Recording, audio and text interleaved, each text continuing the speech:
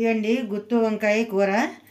ఈ వంకాయలు 3-4 సార్లు కడిగేసుకొని ఇలా 6 చీలికలు పూర్తి కాకుండా ఇలా చీలికలు చేసుకోండి. కూరాలు కదా, ఇందులో ఉప్పు వేసుకోండి, నీళ్ళలో నానబేసుకోండి. ఉప్పు కండెక్కకుండా ఉంటుంది, చేదు రాకుండా ఉంటుంది, బాగుంటుంది నల్లబడకుండా. వాటికి వస్తువులు ఇవి: చింతపండు, మిరపకాయలు, ఉప్పు, మినపప్పు, ఊరికే 2 వేసాను పేరుకి మెంతులు, పచ్చిమిరకాయలు, కరివేపాకు, కొత్తిమీర, పసుపు, జీలకర్ర, శనగపప్పు, ఇంగువ. ఇవండి గుత్తి వంకాయ కూర కావాల్సిన పదార్థాలు. నూనె కొంచెం మళ్ళీ ఇంకా పడుతుంది, కొంచెం కాలు పోపుకి వేసాను సరిపడా. శనగపప్పు, మినపప్పు, మెంతులు, శనగపప్పు, జీలకర్ర.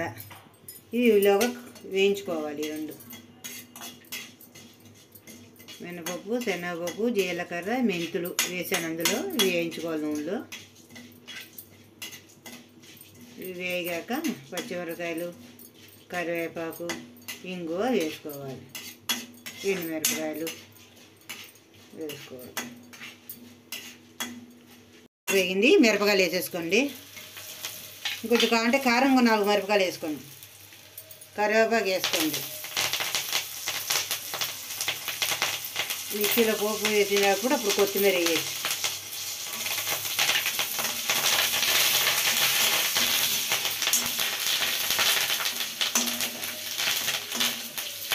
కాస్త ఇంగు వేసుకోండి, బాగుంటుంది.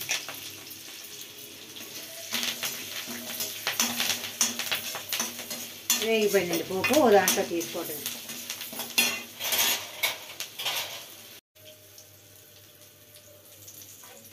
ఇలా తీసేసుకోండి పోపు పళ్ళెల్లోకి.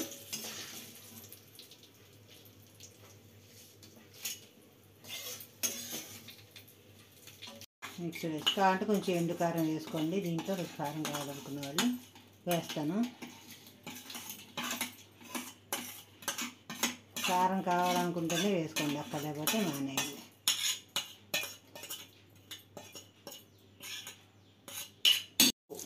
సరిపడా వేసుకోండి, పోతే మళ్ళీ బాగుండదు.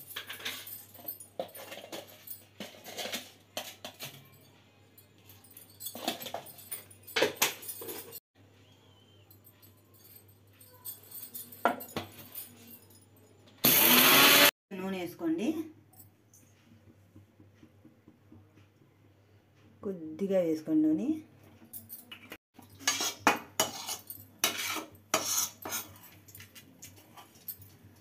నూనె కాగిందండి. ఇలా ఒక్కొక్కటి ఊడిపోకుండా ఇలా చక్కగా కట్టుకోండి, గుత్తి ఊడిపోకుండా. తర్వాత ఉడికిన తర్వాత దీని ముందు తీసేసుకోండి దారం. ఇలా ఒక్కొక్కటి వేసుకోండి.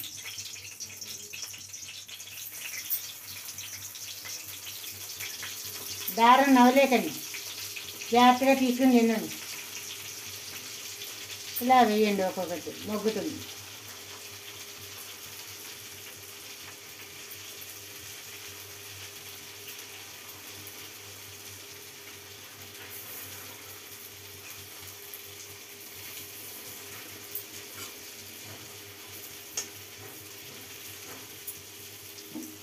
ఈ కారం కూడా వేసేసుకోండి, దీంట్లో ఆ పైన వేసేసుకోండి.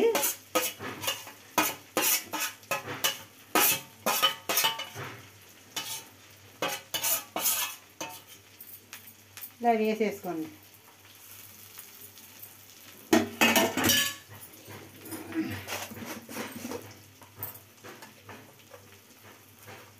లైట్గా ఇలా పైన వేసుకోండి, బాగుంటుంది. అది ఉడికాడు దానికి కూడా అది ఉప్పుదనం వస్తుంది.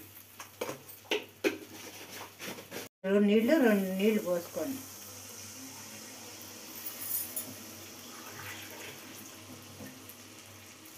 అలా పోసుకోండి, అది మగ్గుతుంది. చాలు, నీళ్ళు ఎక్కువ పోసుకోకండి.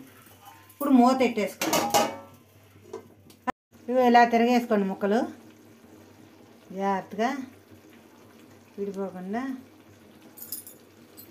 ఇలా వేసుకోండి.